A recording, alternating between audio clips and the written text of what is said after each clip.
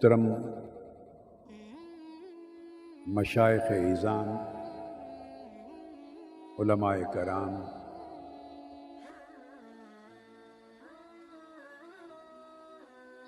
معزز مہمانان گرامی، جملہ خواتین و حضرات،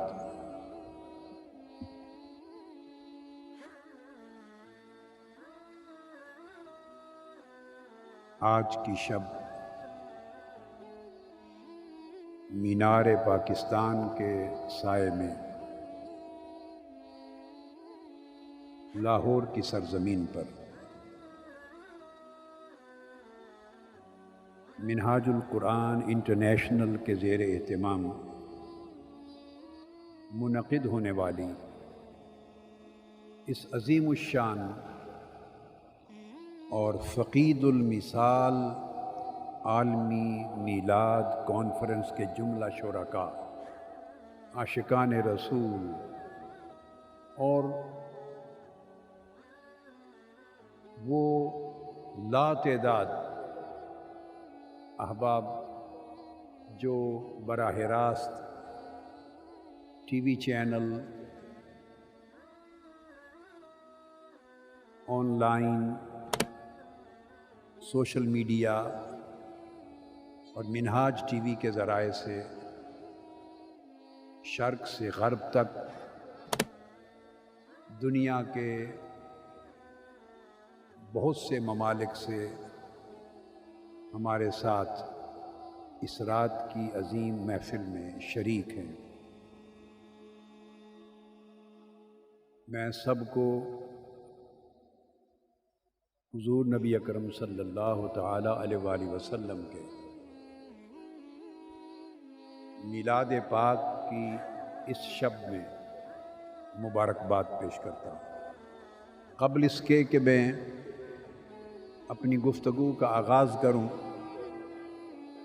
ایک بات میرے لیے آج بہت ہی مسرت اور راحت کا باعث ہے، اور میں اپنی علمی زندگی جس میں میں نے تصنیف و تالیف کا کام کیا ہے، پہلی تصنیف میں نے زندگی میں 1972 میں کی تھی۔ اس وقت میری عمر 21 سال تھی۔ پہلی حدیث کی کتاب میں نے، اور میں پنجاب یونیورسٹی میں ماسٹرز کا MA کا اسٹوڈنٹ تھا، میں نے پہلی تصنیف اس وقت کی۔ دوسری تصنیف میں نے 1977 میں کی، جو 1977 میں ہی چھپی۔ تیسری کتاب بسم اللہ الرحمن الرحیم، اس کی تفسیر کی تسمیۃ القرآن، میں نے 1980 میں مکمل کی، اور مال روڈ پر جنا ہال میں اس کی تقریب رونمائی ہوئی، اور پاکستان کے بڑے بڑے علماء زعماء اس میں شریک ہوئے۔ یہاں سے تصنیف و تالیف کی میری زندگی کا آغاز ہوا، اور آج اللہ رب العزت کا شکر ہے کہ 550 تصانیف چھپ چکی۔ اللہ کی نعمت ہے، اس کا احسان ہے، اس کا انعام ہے، اس کا فضل اور اس کا کرم ہے، اس میں میرا کچھ نہیں ہے۔ نہ صلاحیت میرے پاس، نہ قابلیت میرے پاس، نہ استعداد میرے پاس، کچھ بھی نہیں ہے میرا جسے میں اپنی طرف منسوب کر سکوں۔ یہ صرف اللہ کا کرم اور آقا علیہ الصلوۃ والسلام کے نالین پاک کی خیرات ہے۔ 550 کتب چھپی ہیں جو آپ کو سٹال پہ ملتی ہیں۔ اب میں نے یہ ساری بات کیوں بتائی؟ میرا مقصود یہ بتانا نہیں تھا کہ 550 کتابیں لکھ دیں، چھپ گئیں وغیرہ وغیرہ، یہ میرا مقصود نہیں تھا۔ یہ ایک تمہید تھی، ایک بیک گراؤنڈ تھی۔ اس بیک گراؤنڈ کے بعد جو اصل بات کہنے لگا ہوں کہ تصنیف و تالیف کی میری ساری زندگی، جس میں عربی میں بھی کتب، سینکڑوں کی تعداد میں ہو گئیں، انگلش میں بھی 100 سے زائد ہیں، اردو میں پھر باقی 300 350 اردو میں ہیں۔ ہر موضوع پر لکھا۔ سیرت النبی صلی اللہ علیہ وسلم پر 12 جلدوں میں کتاب چھپی، سیرت الرسول۔ حدیث نبوی پر 100 سے 150 کے قریب کتب چھپی ہیں تیار، ہر موضوع پر آیا۔ مگر مجھے 2 کتابوں کے آنے پر جو زندگی میں خوشی ہوئی اس کو میں بیان نہیں کر سکتا۔ سب سے پہلے جب قرآن مجید کا ترجمہ آیا، عرفان القرآن، اس کے چھپنے پر جب میں نے مکمل کیا، اللہ رب العزت کے حضور شکر ادا کیا، اور مجھے اتنی خوشی اور مسرت ہوئی کہ اللہ پاک نے قرآن مجید کے سلسلے میں ایک نوکری لے لی، اور قرآن مجید کا ایک ترجمہ اردو میں اور پھر انگلش میں جب لکھا، دا گلوریس قرآن، اس کے بعد تو پھر دنیا کی اور یورپ کی مختلف زبانوں میں ترجمے ہوتے چلے گئے، چھپتے گئے۔ مگر زندگی کی سب سے بڑی خوشی مجھے تصنیف و تالیف کی تاریخ میں اس وقت ہوئی تھی، جسے میں بیان نہیں کر سکتا۔ پھر سال گزرتے گئے، کتابیں چھپتی گئیں، ایک انبار ہو گیا کتب کا۔ مگر اس کے بعد جو سب سے زیادہ خوشی مجھے جس اپنی کتاب کے آنے پر ہوئی، اور جتنی فرحت ہوئی جو میرے بیان سے باہر ہے، میں آپ کو بتا نہیں سکتا کہ کتنی خوشی اللہ رب العزت نے دی، اور میری طبیعت پر کتنا ذوق آیا، کتنی راحت آئی، کتنی مسرت آئی، کتنی فرحت آئی اس کتاب پر جو آج چھپ کے پریس سے آئی ہے، اور وہ قرآن مجید کا انسائکلوپیڈیا ہے، 8 جلدوں پر مشتمل۔ تصنیف و تالیف کی زندگی میں یہ میری پوری زندگی یا تاریخ کا سب سے زیادہ خوشی اور مسرت کا دن ہے۔ میں اس پر مبارکباد کے لیے بلایا تھا فاروق رانا اور ہماری فرید ملت ریسرچ انسٹیٹیوٹ کی ٹیم، جو ہمارے بچے اور ریسرچ اسسٹنٹس اس سارے کام میں جو شب و روز شریک ہوتے ہیں، ان کو خصوصی مبارکباد پیش کرتا ہوں۔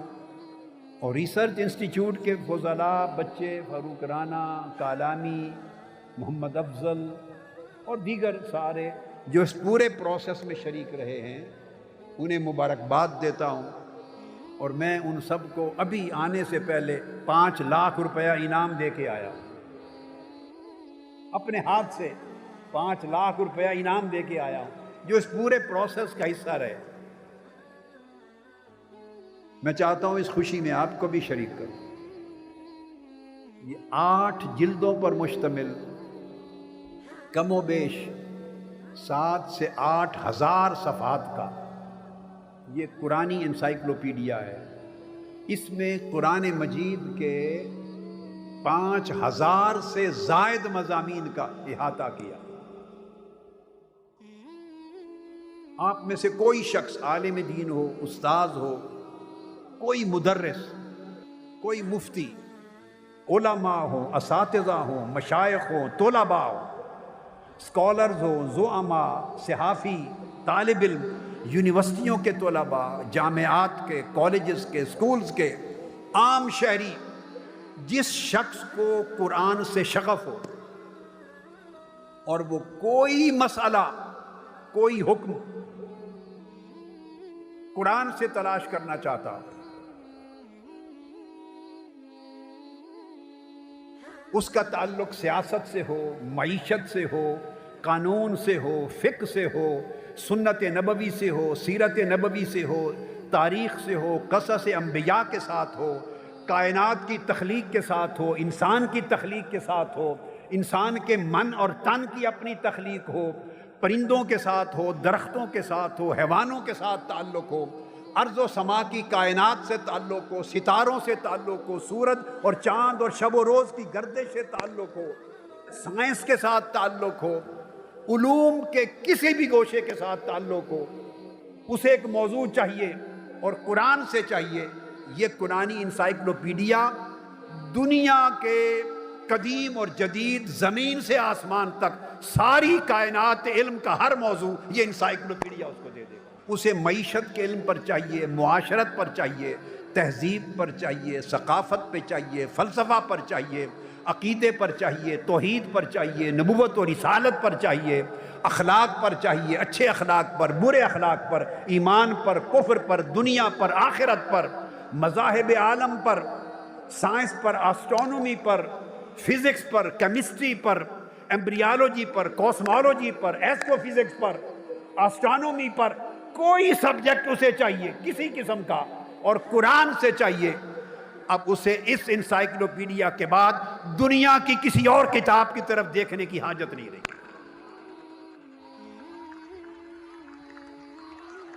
ججز کو چاہیے ہدایت، کوئی سبجیکٹ، کوئی موضوع۔ اور میری کاوش یہ تھی جو 8 جلدوں کا انسائکلوپیڈیا مکمل ہوا کہ لوگ قرآن مجید کے ساتھ جڑ جائیں، لوگ قرآن سے علم حاصل کرنا سیکھیں۔ یہ انسائکلوپیڈیا ایسا ہے جیسے بچے کی انگلی پکڑ کے کوئی باپ چلاتا ہے، یہ قرآنی علم کے اندر انسائکلوپیڈیا انگلی پکڑ کے آپ کو منزل تک پہنچا دے گا۔ اب میری خواہش یہ ہے، دیکھیے آپ کو معلوم ہے میں اپنی کتابوں اور اپنی تصنیفات سے کوئی رائلٹی تو لیتا نہیں ہوں، ساری دنیا کو معلوم ہے۔ میں نے تو کبھی پیسہ بھی نہیں لیا اور نہ میں پیسے کے لیے لکھتا ہوں۔ میرا حساب تو میری ہر تصنیف کا اگر قبول ہو گئی تو مولا کے ساتھ ہے، اللہ اور اللہ کے رسول کے ساتھ ہے، لیکن میری آرزو ہے کہ ہر گھر میں یہ انسائکلوپیڈیا پہنچنا چاہیے، لوگوں کو اس سے شناسائی ہونی چاہیے، قرآنی علم کے ساتھ وابستگی ہونی چاہیے، قرآن فہمی پیدا ہونی چاہیے، قرآن دانی ہونی چاہیے، اور لوگ حصول علم کے لیے، حصول معرفت کے لیے، حصول ہدایت کے لیے قرآن کے دریوزہ گر بنے، قرآن کی خیرات لیں۔ یہ کتاب پڑھے لکھے علماء کو بھی اور صرف اردو دان طبقے کو، جس نے 2 حرف بھی عربی کے نہیں پڑھے، سب کو یکساں ہدایت کی خیرات دے گی یہ کتاب۔ اس کے لیے عربی دان ہونا بھی ضروری نہیں ہے، یہ ہر چیز یہ قرآن کے انسائکلوپیڈیا خود سکھا دے گا۔ آپ کو چڑیا کے بارے میں چاہیے کہ کہاں ذکر آیا ہے، پرندے کا کہاں ذکر آیا ہے، حیوان کا کہاں ذکر آیا ہے، پانی کا ذکر، آگ کا ذکر، بارش کا ذکر، انسانوں کا ذکر، یعنی جو چیز آپ کو ضرور ہو، درخت، وہ آپ کوئی موضوع لیں گے، حروف کے اعتبار سے، مضمون کے اعتبار سے، سبجیکٹ کے اعتبار سے، الف بے جیم دال کسی اینگل سے یہ لیں گے، 8 جلدیں آپ کو ہر چیز تک رسائی دے دیں گے۔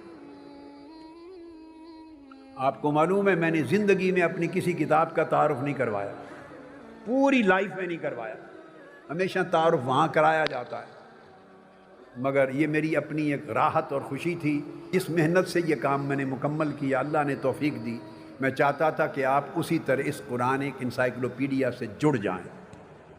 اب حدیث کی ایک کتاب 10 جلدوں کی اگلے سال آ رہی ہے، وہ بھی احکام اور لاز پر ہے، سارے احکام پر۔ الغرض اللہ رب العزت قبول کرے اور آپ کو اور ہماری نسلوں کو استفادہ کرنے کی توفیق دے دے۔ اب آتے ہیں آج کی محفل کی طرف۔ میں مشرق سے مغرب تک، عالم عرب ہو، عالم عجم ہو، پورے عالم اسلام پہ نگاہ ڈالتا ہوں۔ آج کی یہ رات، 12 ربیع الاول کی یہ رات، شب میلاد، اس رات روئے زمین پر اس جیسی یا اس سے بڑی محفل کا اجتماع روئے زمین پر نہیں ہوتا۔ یہ کائنات انسانی کی سب سے بڑی محفل اس رات کے محفل میلاد کی ہوتی ہے۔ یہ سعادت اللہ رب العزت نے آپ کو دی ہے۔ آپ بھئی انٹرنیٹ کا زمانہ ہے، کمپیوٹر کا زمانہ ہے، ہر چیز انٹرنیٹ پہ اویلیبل ہوتی ہے، آپ جائیں دیکھیں۔ اتنی بڑی محفل اس شب میلاد میں نے عرض کیا کہ روئے زمین پر دنیا کے کسی ملک میں نہیں ہوتی۔ اتنی بڑی نوکری آپ کے اور میرے چاہنے یا کاوش سے نہیں ہو گئی. ہم نے اس محفل کو اتنا بڑا بنا لیا ہے؟ ہرگز نہیں. ہم کون ہوتے ہیں؟ ہماری حیثیت کیا ہے؟ ہم کیا کر سکتے ہیں؟ آقا کی محفل ہم سجائیں، اتنی بڑی سجائیں، ہم اس قابل نہ تھے، نہ ہیں، نہ ہوں گے. حقیقت یہ ہے کہ آقا علیہ السلام کی محفل ہے جس کی طرف وہ جتنی توجہ فرما دیں اتنی بڑی ہو جاتی ہے. یہ بات سمجھ لیں، یہ ان کی محفل ہے، دنیا کے کونے کونے میں ہوتی ہیں. جدھر ان کی نگاہ اٹھ جائے، جدھر توجہ فرما لیں، جتنی توجہ فرما لیں اتنی بڑی محفل ہو جاتی ہے.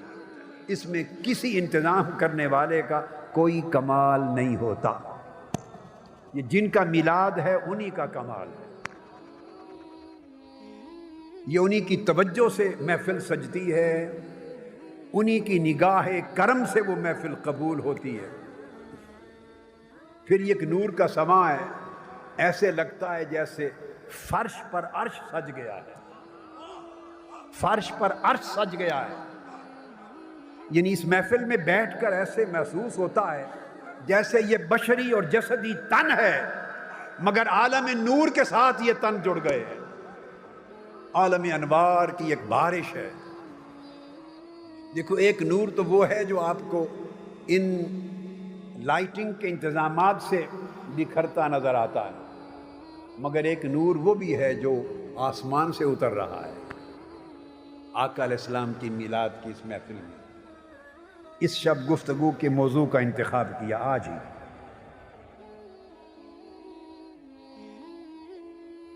وہ بڑی توجہ سے سننے اور سمجھنے والا ہے. ہم حضور نبی اکرم صلی اللہ تعالی علیہ وآلہ وسلم کا میلاد منا رہے ہیں. آج کی رات میری جو گفتگو ہے اس کا اصل موضوع ہے آقا علیہ الصلوۃ والسلام کی متابعت، اتباع رسول صلی اللہ علیہ وسلم، پیروی رسول، متابعت رسول صلی اللہ تعالی علیہ وآلہ وسلم. مگر اس مضمون کو سمجھانے کے لیے میں اس کی ایک بیک گراؤنڈ آپ کے سامنے رکھنا چاہتا ہوں.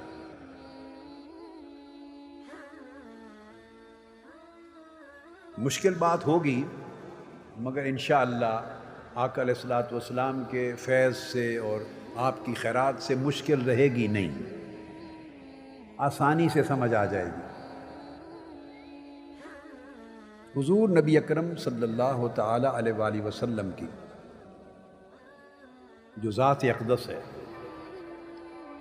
جن کے ہم امتی ہیں، جن کی غلامی کا ہم دم بھرتے ہیں، جن کے میلاد کے جشن کے لیے ہم جمع ہیں، اور ساری دنیا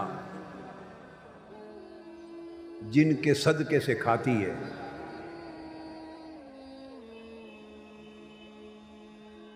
آقا علیہ الصلوۃ والسلام کی ذات اقدس، اس کے تین پہلو ہیں، آپ کی تین شانیں ہیں.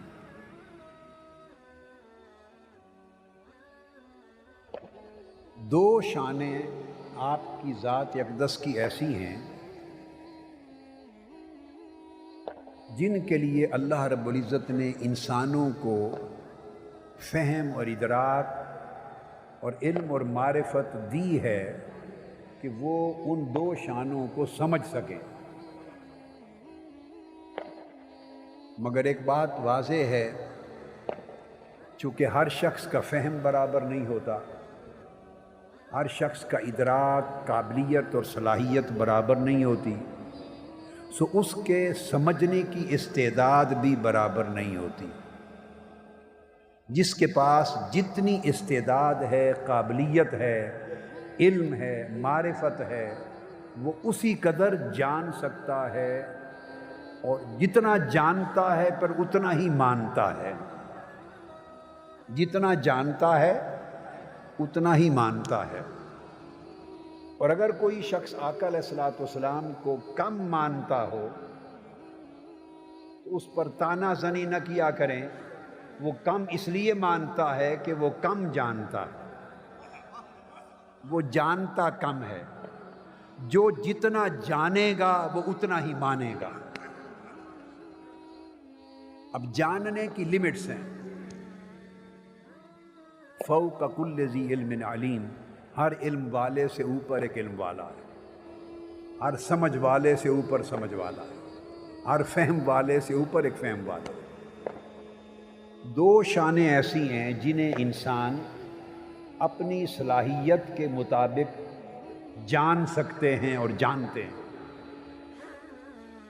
ایک شان ایسی ہے آقا علیہ الصلوۃ والسلام کی، ایک شان جسے انسانوں میں کوئی بھی نہیں جان سکتا۔ سو دو شانیں آقا علیہ السلام کی معلوم ہیں اور ایک شان غیر معلوم، اس کی معرفت صرف اللہ رب العزت کو ہے، اس کو بنانے والا ہی جانتا ہے، مگر اس کا بھی حصہ فیض کا اور خیرات کا ہر کسی کو اس کی وسعت کے مطابق ملتا ہے۔ وہ دو شانیں جنہیں انسان جانتا ہے یا لوگ ہر زمانے میں جانتے رہے ہیں، ان میں سے ایک کا تعلق حضرت الوہیت کے ساتھ ہے، ایک کا تعلق اللہ رب العزت کے ساتھ ہے۔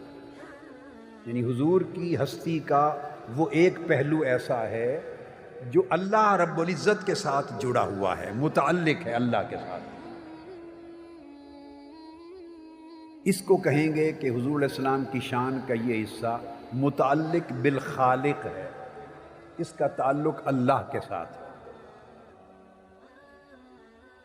آپ کی شان اقدس کا دوسرا پہلو ایسا ہے جو عالم خلق یعنی مخلوق کے ساتھ جڑا ہوا ہے، اس کو متعلق بالخلق کہیں گے۔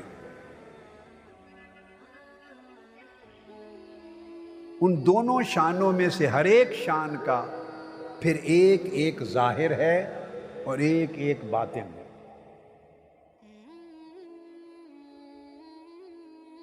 اور پھر ان دونوں شانوں سے اوپر وہ شان ہے جس کے بارے میں نے عرض کیا کہ انسان کا فہم اور ادراک اس کو نہیں پا سکتا۔ اس سے بات شروع کرتے ہیں۔ اس شان کا عنوان ہے حقیقت محمدیہ، وہ حضور علیہ الصلوۃ والسلام کی حقیقت ہے۔